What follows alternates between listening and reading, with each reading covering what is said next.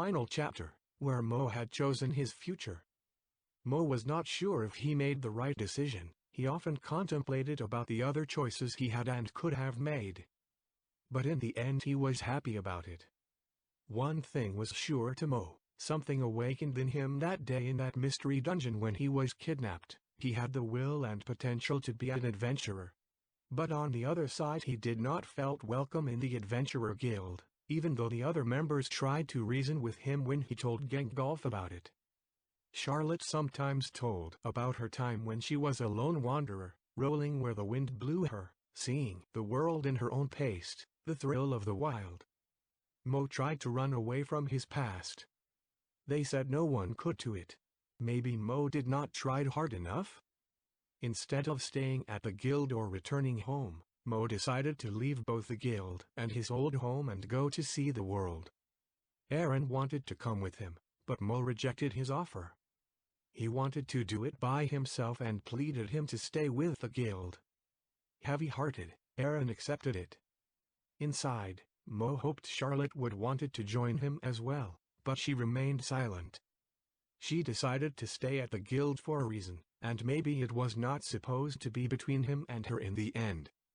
Mo handed Guild Master Gengolf his purple-colored scarf and thanked the remaining members for letting him be one of them, even though it was only for a month. The longest April Mo had ever experienced.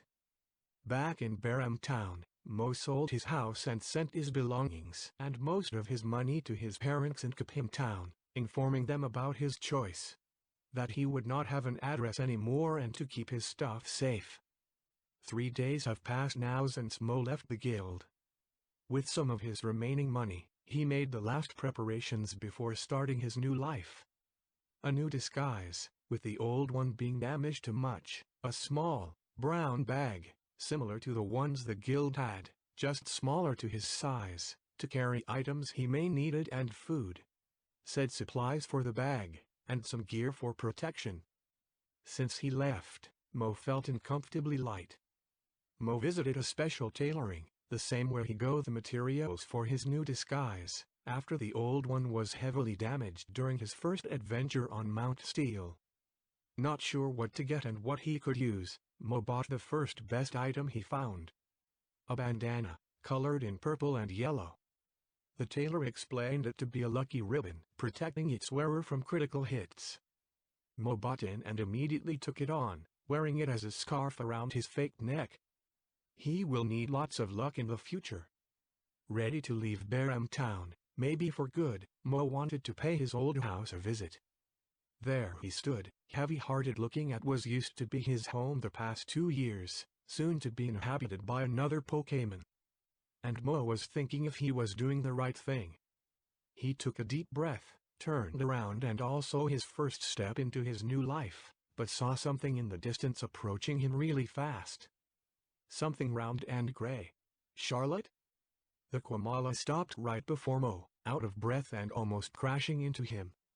Mo almost did not recognize her. She did not wear her purple scarf anymore, instead a sharp tooth hung from her left ear, the one she punched out from King Cameli. Charlotte, what are you doing here? Where is Aaron? Charlotte gave Mo a sign she already wrote on. I want to come with you. Aaron will be fine. I only ask you to accompany for some time. Traveling alongside each other. What do you say? Mo looked up to her. Are you sure about this? He asked and showed her the sign. Charlotte nodded. Mo began to think. He was unsure if he should say what he wanted to say, so he just did. Only under 2 conditions. He said and pointed up 2 of his fingers. First, we don't call it traveling alongside each other. We call it traveling with each other. And second, Mo began to get very nervous. This strange warm and sour feeling inside of him rose again. I want you to never leave my side, ever. Silence. Charlotte slowly began to smile, while Mo's eyes began to water and started to wet his new cloth. I love you. Mo finally confessed and realized it himself. Charlotte jumped up and off her log, landing on Mo, threw him to the ground with her and held him tight, tighter than she ever did before. Mo too held her with his long, black arms and for the first time did not care about his personal space and his cloth getting dirty. This feeling, is this love? Happiness? He asked himself out loud. I only now realize it. I'm such an idiot. And so the story and adventures of Team Purple came to an end, the story of a Mimikyu, his journey to find himself and the legend of the Origin Stone. Even though many doubted him, but no one ever told him, Gandalf became a great guild master to the Adventurer Guild. He not only led the reparations to the damage caused to the HQ, he also made plans to expand the building, adding a second bath, a dojo and 2 new team rooms, planning to have 2 new teams to join. Black and white. Of course, his first act was to erect a statue of himself, next to the one of the 2 past guild masters. Hilarious bought a piece of land outside of Barham Town where he built a small cottage and some acre and started growing cabbages there. He lived isolated and rarely left his new home, but he lived in peace and quiet and happily. The Joachim twins remained as Team Green, but could not decide who was the leader now that Gandalf was their guild master. So they remained leaderless until someone would came worthy to be. Alphonse never fully recovered but still returned and became as Gandalf's second-in-command, a post he would keep for the rest of his life.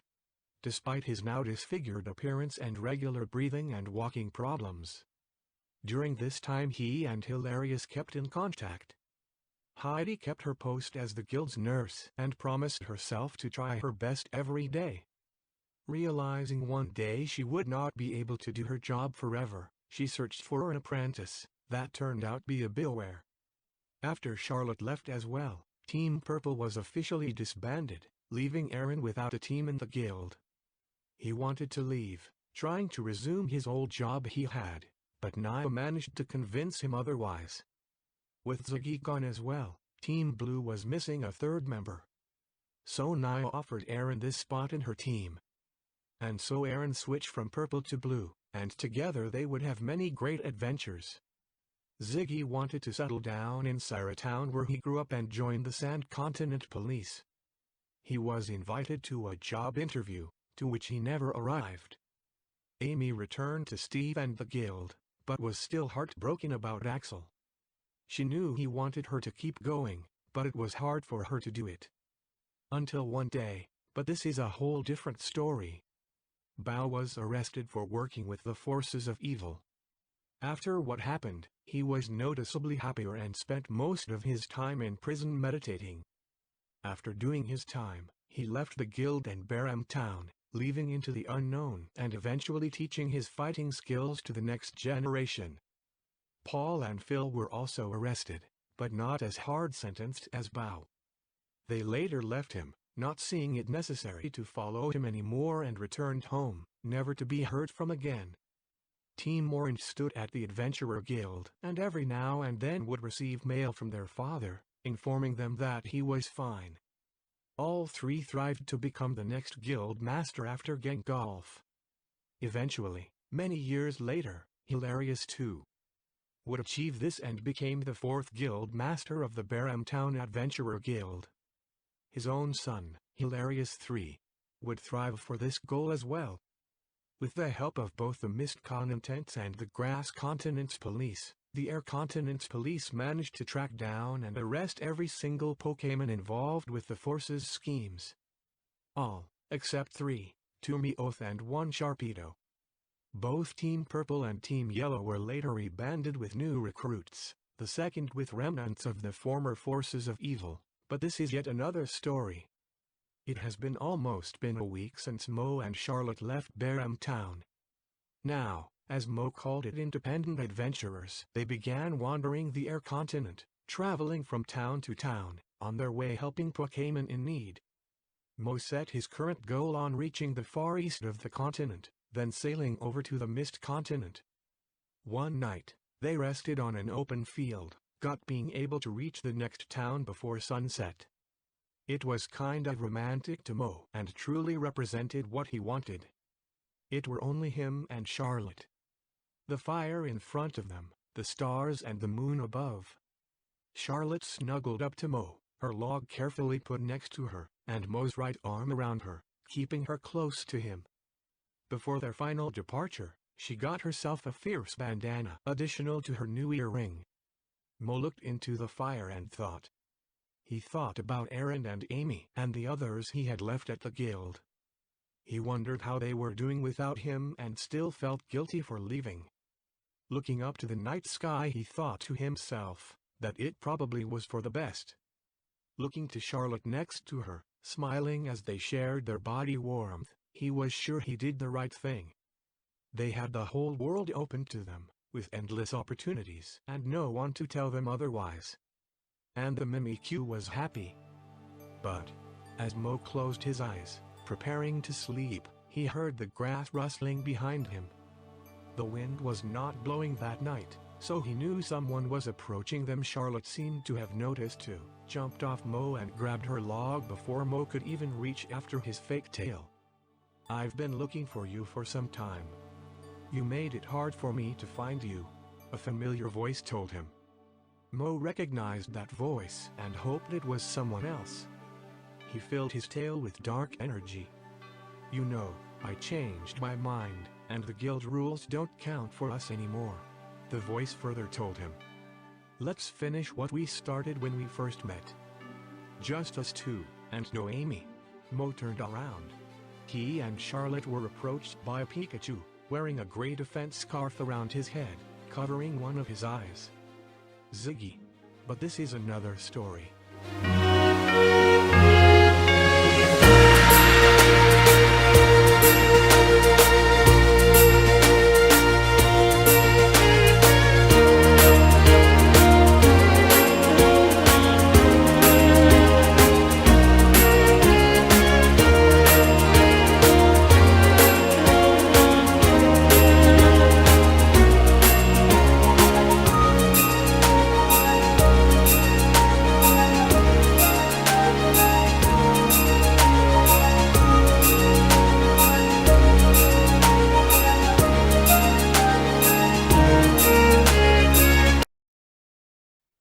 Bonus chapter, The Campfire Story.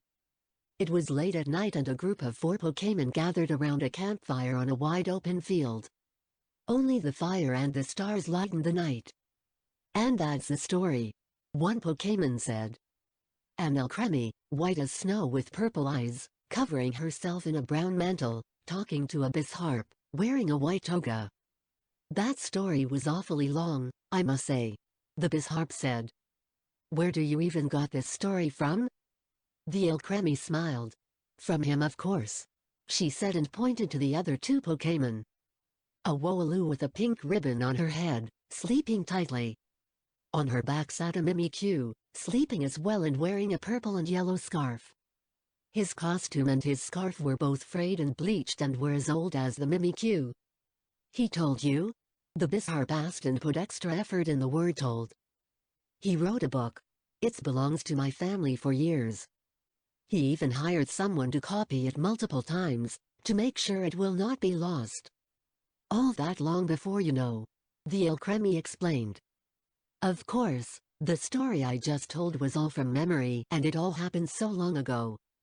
Maybe he left some parts out, maybe he changed some parts, maybe he added some parts. There are rumors in my family he never had contacts with real ghosts and that Yinping was just put in there to make himself look more special than he actually was. The world may never know," the Bisharp answered. "Also," the Alcremie said again, "my grandfather, Edward, once told me he used to stutter, especially when nervous. He always felt ashamed of it, so he left it out. But what I don't understand—" "Yes?" "The egg.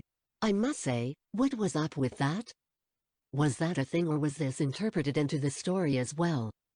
Like, an artistic meaning? You mentioned something with his brother?" "I did not got that part. I know from second hand it was a thing," the Alcremie said. She took a stick and poked the fire with it. "And what was up with it?" the Bisharp asked. "You never really concluded this in your story." The Alcremie snickered. "Because it's not part of that story anymore." She paused. "He wrote a second book as well." "Want me to tell you that one?" 2? No way. The Bizharp told her and swung his arms to further signal his refusal. No way. But can you just tell what was with that egg? The Alcremie looked back to the Mimikyu, sleeping peacefully. It was my grandmother. But this is yet another story.